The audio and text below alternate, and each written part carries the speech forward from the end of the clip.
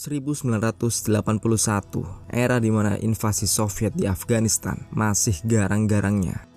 Kita melihat gambaran padang tandus nan gersang yang dikurung lembah-lembah berbatu ini menyimpan kesahajaan dan kedamaian para penduduknya, yaitu orang-orang Pashtun, bangsa Afgan yang sudah memukimi wilayah ini selama berabad-abad dengan rumah-rumah perseginya dan sumur-sumur segarnya. Namun di hari ini, langit tampak berbeda dari biasanya.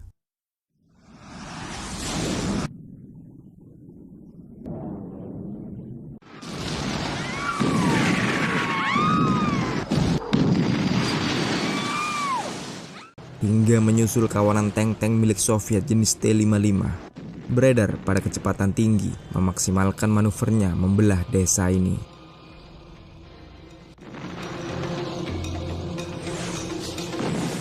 Merasa tanpa tanding di area ini, tank-tank ini terus menggempur membabi buta seakan ingin mengosongkan stok pelurunya, menghantamkan apinya merobohkan semua bangunan di desa ini.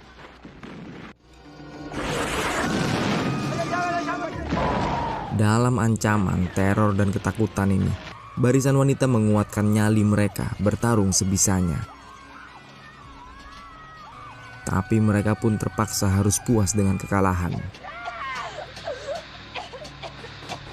Di sudut lain, seorang mujahid bertekad tak mau menyerah dan segera menaiki bukit.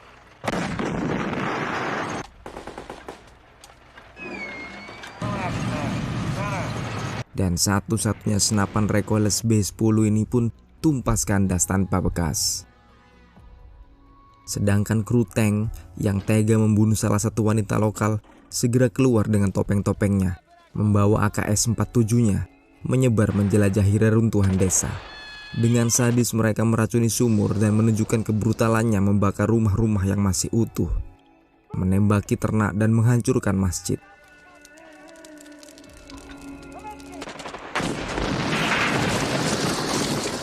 Sampai 2 orang mujahidin menyerang balik yang sayangnya meski berhasil membakar satu tank lengkap dengan krunya hidup-hidup, kali ini bukan saat keberuntungan mereka.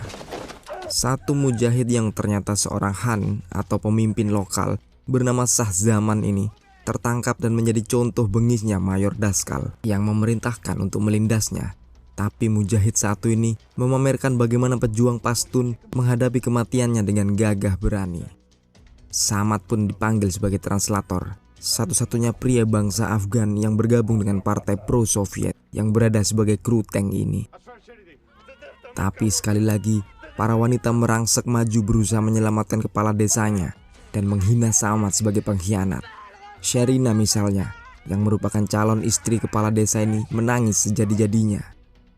Di sisi yang lain, kawanan tank T-55 ini sudah melanjutkan perjalanannya, menyongsong misinya yang lain di Afghanistan.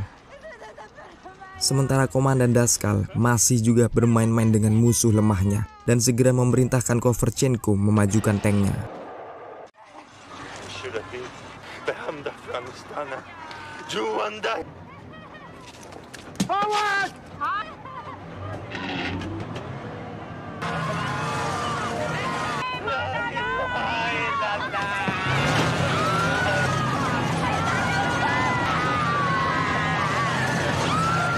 Puas dengan kiprah kejamnya di desa ini, tank Daskal pun segera menyusul kolomnya yang sudah sangat jauh di depan.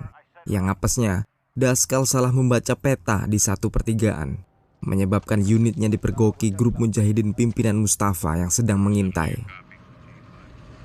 Sementara balik ke desa, mujahidin kelompok Taj baru saja pulang dari pengintaiannya dan terkejut melihat bagaimana rumah tinggalnya sudah tumpas kandas tanpa bekas, meninggalkan para wanita yang melolong dan runduk dalam kesedihan mereka. Sedang Taj melihat tak ada yang tersisa dari kesadisan Soviet. Pamannya, Akbar, mencoba menghiburnya hingga datanglah kru Mustafa menghampiri mereka. Dalam diskusinya dengan Taj, kita mengungkap bahwa Mustafa ialah sepupu Taj di mana kedua keluarga mereka sedang terlibat pertikaian antar suku, dan meski kini kedua suku ini dalam gencatan senjata, Taj tak bisa menyembunyikan kebenciannya melihat tampang Mustafa. Namun Mustafa datang membawa proposal yang seru, mengatakan jika salah satu tank Soviet sedang terjebak di lembah Jakal, di mana lembah ini hanya memiliki satu jalan masuk yang sekaligus sebagai jalan keluarnya. Dan dengan fakta ini, Mustafa mengajak sepupunya Taj dan pamannya Akbar bersama membalas dendam dan membagi harta rampasan. Tapi Taj seakan tak ingin berperang bersama sepupunya yang brutal ini. Sampai akhirnya Sherina mengantar Taj ke sisa-sisa tubuh kakaknya dan mempersembahkan sebuah roket jenis RPG-7, menuntut Han Taj membalas dendam kematian calon suaminya yang sekaligus kakak kandung Taj. Maka dengan dukungan banyak saudara dan kawannya ini, Taj pun mengambil sumpahnya untuk membalas dendam kepada tentara Soviet.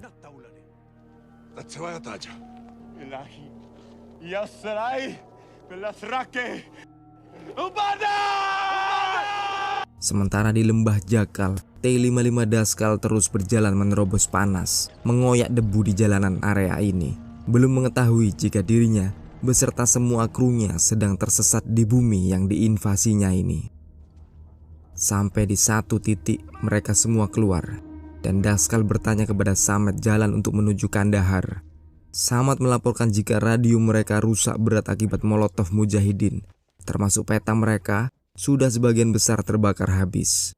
Samet yang tak yakin dengan posisi mereka pada peta ini akhirnya dilengserkan paksa oleh Daskal karena alasan inkompetensi, dan seketika digantikan oleh Koverchenko.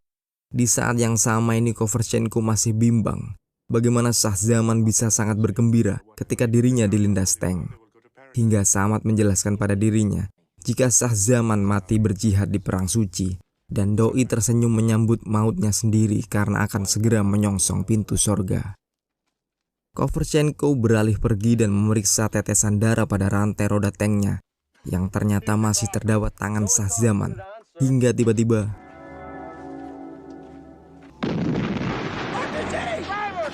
Daskal melihat jauh di tepi tebing Mustafa dan krunya sedang menembaki mereka, sampai akhirnya Doi memerintahkan anak buahnya balas menembak.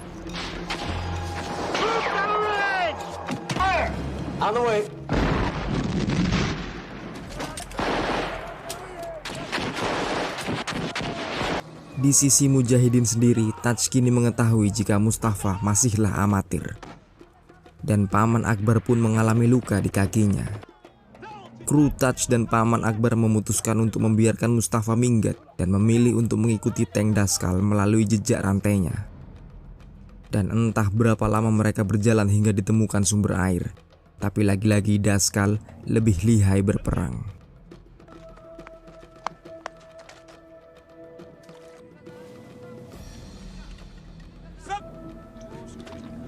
Berkat kesigapan Taj, hanya satu orang krunya saja yang mati teracun.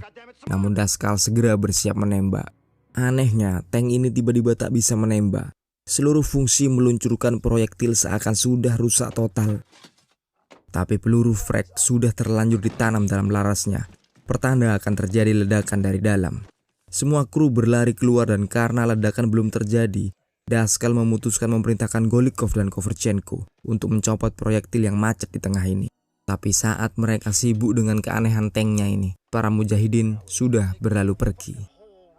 Akhirnya Daskal memerintahkan anak buahnya memasang perangkap di bawah kaliber 100 mm ini. Perangkap yang akhirnya memakan korban seorang mujahid bernama Nur, salah satu anak buah Mustafa.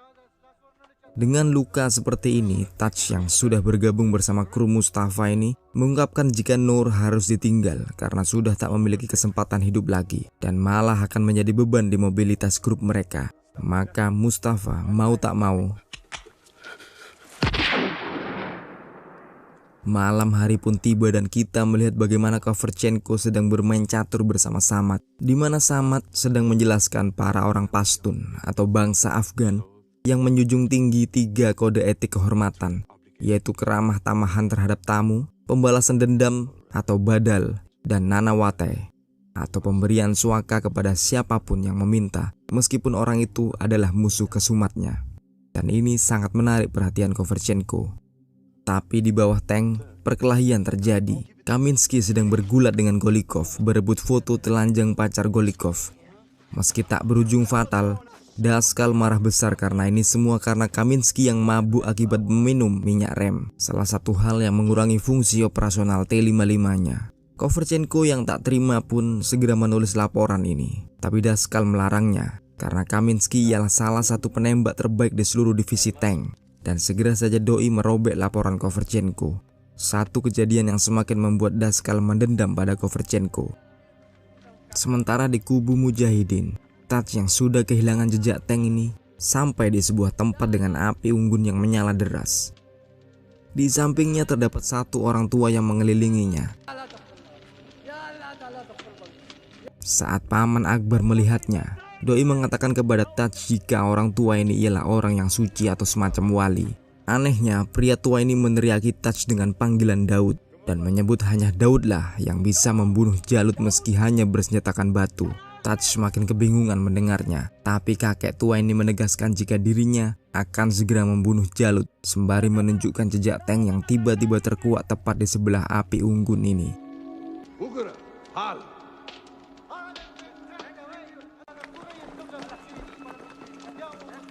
Balik di situasi tegang kru tank, Koverchenko dan Kaminsky yang terlibat cekcok ini tiba-tiba kejatuhan sebuah granat.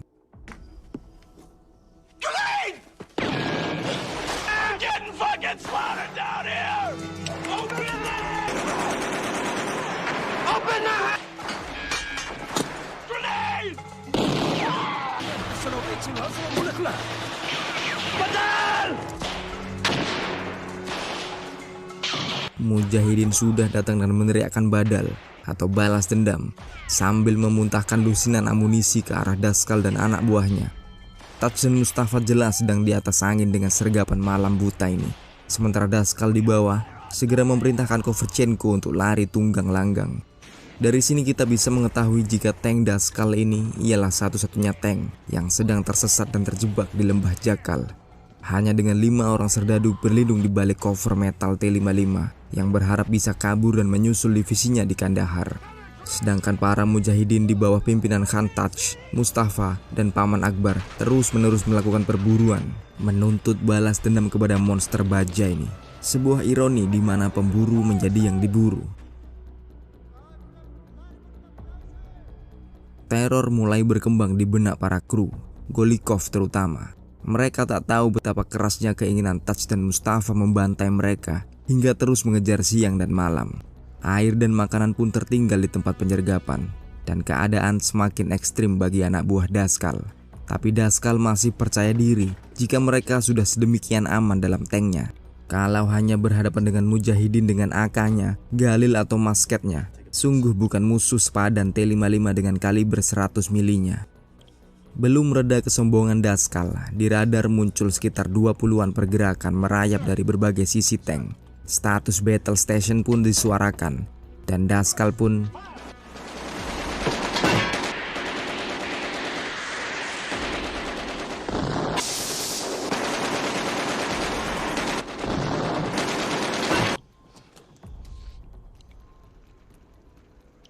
setelah ini, dengan spontan dan semena-mena Daskal memerintahkan Samad untuk keluar, memeriksa apakah semua musuh memang benar-benar sudah mati.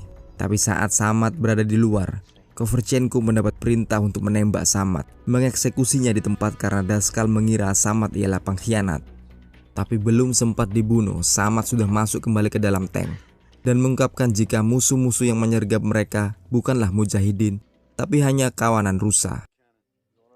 Namun niat Daskal menghabisi Samad tak berhenti sampai di sini. Keesokan harinya, para kru terhalang oleh sebuah sungai yang tak mungkin diseberangi tanpa memeriksa kedalamannya. Melihat adanya rehat sementara ini, Samad pun berniat melaksanakan sholat. Dan di saat inilah Daskal punya ide lainnya. Daskal berteriak pada Samad untuk menghentikan sembayangnya dan segera menyuruhnya memeriksa kedalaman sungai. Samad sungguh tersinggung ketika sholatnya dibatalkan dan bertanya kepada Daskal kenapa komandannya ini nggak percaya pada dirinya. Padahal Samad ialah anggota partai pro-Soviet dan memiliki anak yang sedang sekolah di Moskow. Tapi alasan-alasan Samad sudah tak dianggap oleh Daskal.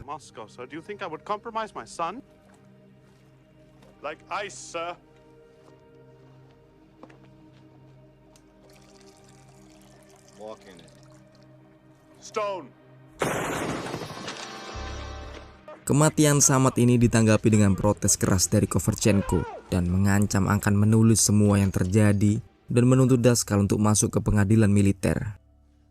Why? I said why? Shut up! Berikutnya, meski perjalanan dilanjutkan kembali seakan tak pernah terjadi apa-apa, tindakan Daskal ini sudah sangat mempengaruhi moral seluruh kru. Keesokan siangnya, Paman Akbar yang terhuyung-huyung berusaha menyusul Taj dan Mustafa dikagetkan dengan kemunculan Sherina dan kru wanitanya. Mantan calon pengantin Shah Zaman ini menyatakan kesiapannya bergabung dengan barisan Taj dan berperang melawan Soviet, terutama dengan tank yang telah membunuh tunangannya. Tapi Paman Akbar menolaknya keras dan segera menyuruhnya kembali ke desa, meski keduanya sama-sama mengetahui mereka semua sudah tak memiliki desa lagi. Sementara pemandangan di kubu Daskal, tank yang sudah semakin bobrok ini malah mogok di tengah padang, dan Golikov serta Koverchenko berusaha melakukan perbaikan. Kaminsky datang dan mengemukakan idenya jika mereka harus meninggalkan tank dan memilih berjalan kaki menuju Kandahar. Tapi bisik-bisik ini didengar oleh Daskal yang malah bertanya pada Koverchenko tentang tanggapannya atas ide Kaminsky. Koverchenko pun menjawab dengan jujur mengenai bagaimana mereka tak akan bertahan lama jika bersikeras mempertahankan tank ini. Namun Daskal malah menuduhnya sebagai pengkhianat.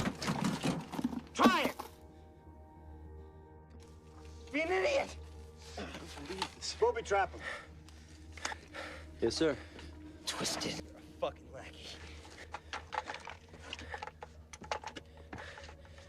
Sepeninggalnya Daskal, keberadaan Koverchenko pun sudah dicium oleh gerombolan jakal yang memang menguasai jalanan lembah ini. Tapi rupanya takdir masih baik untuk Koverchenko.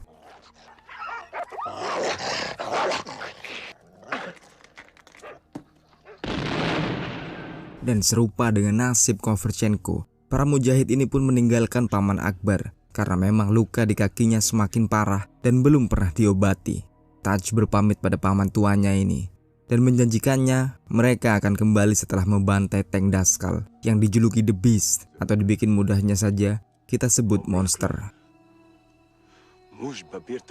Sedangkan para wanita malah bertemu dengan Koverchenko yang hingga kini sedang terikat lemas di atas sebuah batu.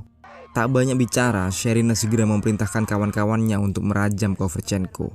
Dan jelas timpukan para wanita ini akan melayangkan nyawa Koverchenko jika Taj dan Mustafa sedikit saja terlambat.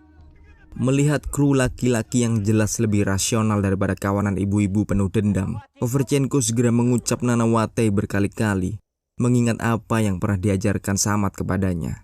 Ini membuat Taj terdiam sejenak dan melarang Mustafa untuk menikamnya. Ditambah lagi seorang pejuang tua mengatakan mereka harus tetap menghormati musuh yang meminta Nanawate. Jika tidak, apa bedanya mereka dengan orang kafir komunis ini? Menengok kru Daskal, 3 orang terakhir ini akhirnya mulai mendekat di jalan Kandahar. Golikov segera bergembira merasa penderitaan misi ini akan segera berakhir. Namun rupanya mereka masih salah besar.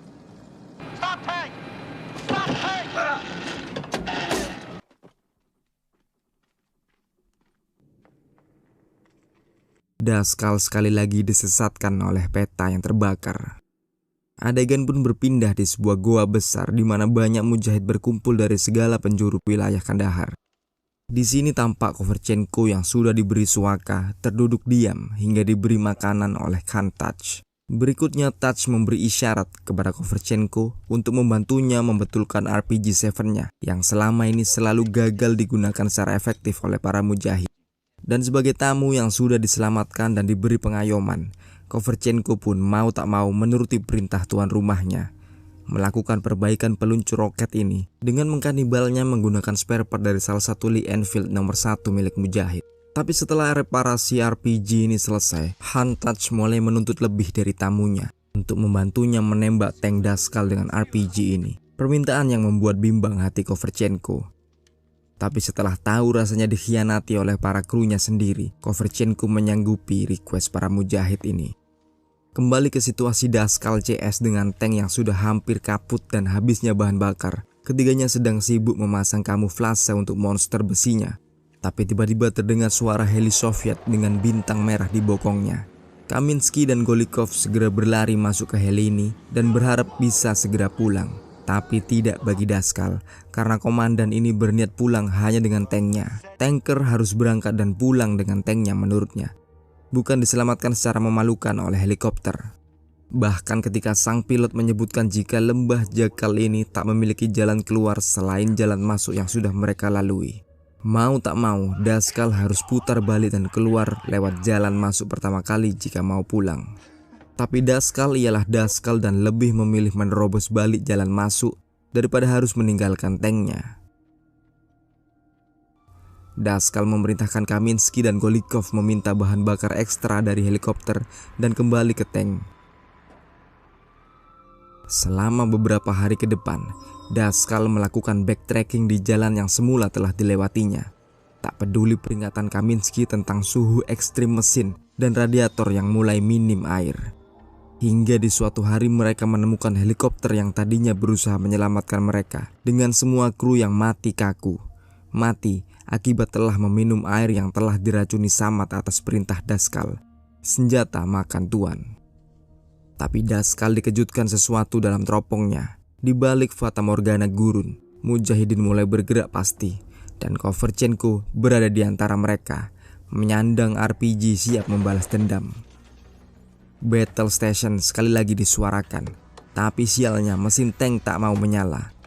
Sementara Koverchenko, Touch dan Mustafa terus berlari maju tak gentar moncong si monster. Golikov terus mengisi larasnya agar bisa terus menembak, sedangkan Koverchenko sudah pada jarak tembak roketnya. Tapi melihat adanya kebocoran oli, Koverchenko meyakini jika tank ini sudah tak bisa berlari pada kecepatan maksimalnya. Tapi Mustafa si bandit ini sedang terlena dengan adanya jarahan helikopter suplai milik Soviet dan malah menganggapnya sebuah barokawloh. Touch dan Koverchenko serta para mujahid yang setia pada ketua sukunya ini terus bermaraton mengejar Daskal. Seakan pada kaki mereka tak ada urat yang lelah. Perburuan kini menjadi super tegang. Touch dan Koverchenko pun semakin mendekati mangsanya dan sedang memperoleh angin, lebih unggul dalam posisi. Tapi Daskal tak berniat menyerah dengan menghabiskan stok pelurunya. Mengambil jalan atas, Touch dan Koverchenko akhirnya berhasil menyalip posisi Daskal dan langsung standby di depan. Tapi karena kesalahan posisi Touch, penyergapan ini pun gagal.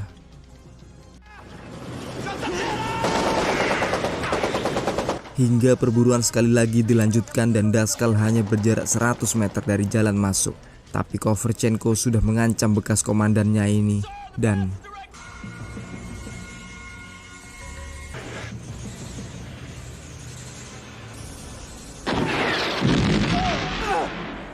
sial bor, Koverchenko hanya mengenai laras T-55. Dampak yang belum mampu menghentikan laju Daskal dan krunya. Proses kabur Daskal pun sebentar lagi selesai. Tapi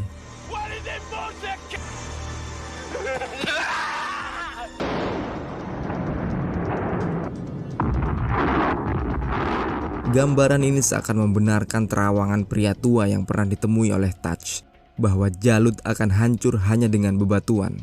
Dan kini The Beast jenis T-55 yang perkasa milik Soviet ini memang mandek total hanya karena runtuhan batu. Di atas tampak Sherina dan anggota gengnya menjatuhkan granat sekaligus menandakan bahwa dirinya lah yang menyergap tank Daskal. Di bawah, monster buruan ini berusaha bangkit, tapi rupanya kerusakan sudah sangat fatal hingga memutuskan rantai roda mereka. Koverchenko segera mengirim satu bingkisan molotov membakar bawah tank, sekaligus menutup pintu kabur musuhnya. Di dalam, situasi semakin penuh keputusasaan saat Daskal memerintahkan untuk bunuh diri kolektif dengan mencabut safety granat, yang mana Kaminsky dan Golikov tak setuju dan berduel dengan komandannya ini. Tapi pada ujungnya, semua orang ini menyerah. Mustafa tiba-tiba muncul dengan banyak barang jarahan dan menawarkan diri untuk menjadi eksekutor semua kru. Tapi Koverchenko malah memohonkan Nanawate pada Touch. Nanawate untuk para kru yang dulunya meninggalkannya terikat dengan granat di belakang otaknya. Ini membingungkan Touch yang bertanya pada Koverchenko apakah dirinya seorang malaikat atau malah seorang setan. Dan mau tak mau, Touch sekali lagi menghormati permintaan Koverchenko dan memutuskan untuk melepas Daskal, Kaminsky dan Golikov. Dengan Koverchenko mengatakan pada Daskal jika perang ini bukan Stalingrad dan kali ini Sovietlah yang menjadi Nazi dan menginvasi Afghanistan. Kita melihat bersama bagaimana Daskal yang kabur dengan Golikov dan Kaminsky tertinggal jauh di belakang hingga muncul Sherina dan grupnya meneriakkan badal dari kejauhan dan berniat membalas dendam. Sekali lagi mendeskripsikan bagaimana bangsa Afgan sangat menjunjung kode kehormatan kulturnya, di mana Koverchenko diberikan nanawate berkali-kali, tapi di lain pihak mereka tidak melupakan diadakannya badal sampai musuhnya mampus. Berikutnya Sherina memamerkan bagaimana doi telah menghabisi Daskal dan menyita sepatu serta seragam mayor Soviet ini, membuat Hantaj marah sekaligus malu pada Koverchenko. Tapi suara helikopter tiba-tiba bergemuruh membuat semua mujahidin ini menyebar bersembunyi. Di luar ekspektasi Taj, Koverchenko rupanya masih ingin kembali pulang ke bangsanya dengan menolak bergabung dengan mujahidin. Dan di akhir film, kita melihat pemandangan Koverchenko yang terus menjauh. Sementara di bawah, duo sepupu Hantaj dan Mustafa terus mengamatinya. Dan sekian dulu dari jauh dekat film. Wassalamualaikum, yuk bye.